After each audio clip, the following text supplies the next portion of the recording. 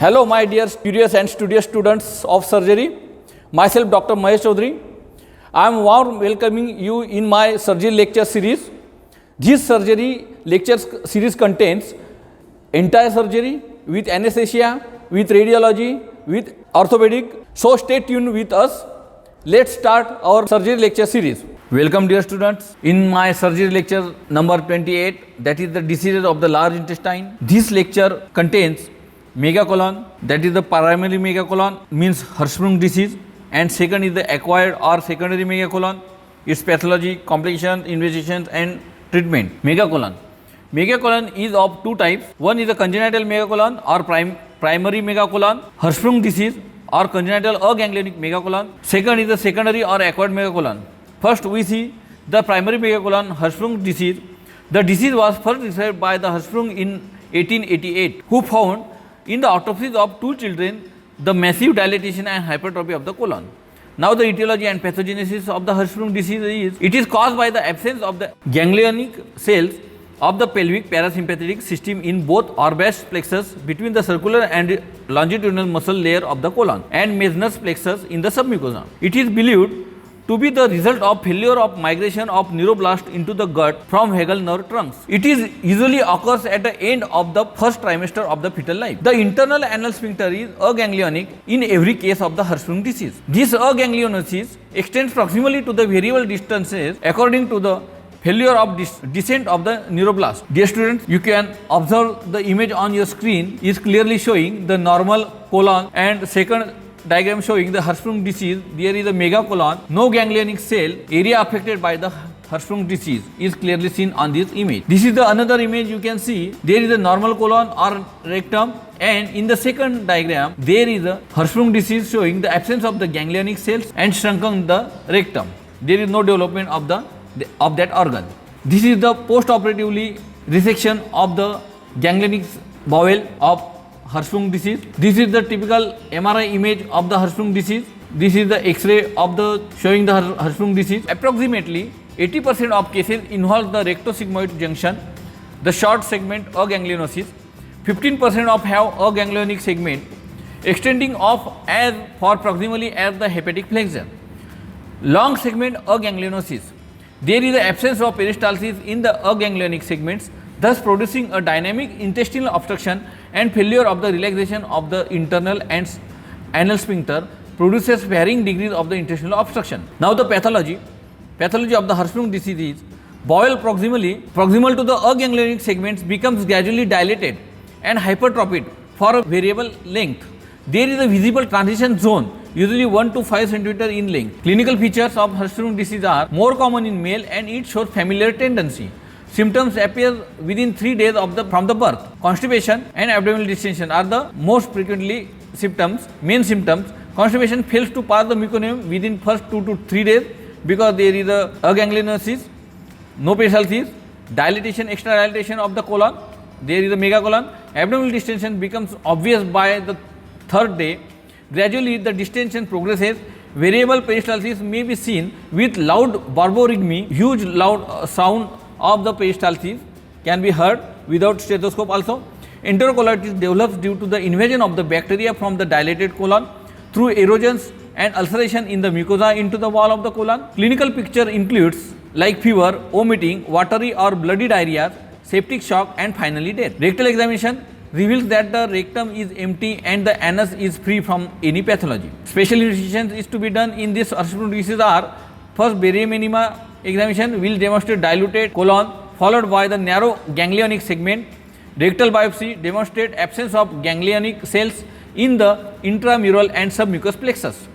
Biopsy should be taken at least 2 cm above the dentate line. Manometric studies, absence of relaxation of internal anal sphincter will confirm the diagnosis. Treatment, main curative treatment is excision of entire aganglionic segment. The cause of the functional obstruction and continuity is restored with normal sphincteric control of the anus. The upper limit of the resection must include the transitional zone and a little of the healthy dilated colon above it. The lower limit should be so designed as to pressure the anal canal with its sphincters. Now the colostomy. Surgical treatment of this Hirschsprung disease is the colostomy. There are two types, right transverse colostomy and the loop colostomy placed just above the transition zone. There are multiple operative procedure in Hirschsprung disease like Swenson's operation, modified Swenson's operation, Duhamel's operation, So's operation, coloanal anastomosis. First we see the Swenson's operation. Length of ganglionic rectum is retained, that is more than 1.5 cm above the anus. Due to this, it is possible to control the stool. Modified Swenson's operation, that is the 2 cm of anal canal remains anterior and 1 cm posterior. This is to obviate the tightness of the sphincter. Now third procedure, operative procedure in the Hirschsprung disease is Duhamel's operation. In Swenson's operation, as there is the absence of rectum after operation, normal rectal sensation is lost and defecation reflex is disturbed. The aganglionic segment is removed up to the rectum. The upper end of the rectum is closed. In Duhamel's operation, the normal colon is brought down behind the rectum through the sacral hollow. Cartridge used in this operation, cartridge is used to anastomize the colorectal anastomosis. Dear students, you can see the image on your screen of the operation of the Hirschsprung disease. Diagram A showing the Swenson's operation, B diagram showing the Duhamel's operation, and C diagram showing the So's operation. A ganglionic rectal segment is shown as a white and ganglionic normal colon is indicated as dotted. Dot represent the ganglia in this diagram and striped wall. Now the fourth operative procedure in the Hirschsprung disease are So's operation. So presented this procedure in 1961. A ganglionic segment above the rectum is removed. The mucosa of the rectum is excised up to the anus. The mucosal proximal colon is pulled through the muscular sleeve of the rectum. It is brought out through the anus for a distance of several centimeters. Pulled through the colon is anastomized directly to the anus. That is the Bowley modification. It preserves rectal sensation yet avoids the blind rectal loop because the sphincter is not damaged. And fifth operative procedure in the Hirschsprung disease are coloanal anastomosis.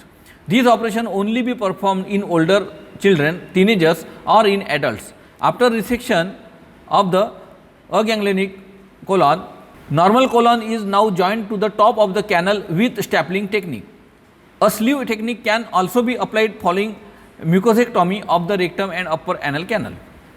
Now second type of the megacolon, that is the acquired or secondary megacolon. Etiology and pathogenesis in Chagas disease is the caused by the infection with Trypanosoma cruzi, endemic in South and Central America. Megacolon is one of the complications of the chronic form of this disease due to widespread destruction of the intramural nervous system. Subtotal colectomy and ileoproctostomy is probably the treatment of choice. There are certain conditions which may give rise to mechanical obstruction in the rectum and anal canal. That is the lymphogranuloma, venerum, endometriosis, radiation proctitis and anorectal injury. Neurogenic disorders such as the paraplegia or poliomyelitis may cause megacolon. A dynamic obstruction due to the septic shock or diabetes may produce symptoms as megacolon due to acute dilatation of the colon. Dear students, you can see the image on your screen, that is the toxic megacolon, which is the secondary megacolon, acquired megacolon, lateral view. This is the next image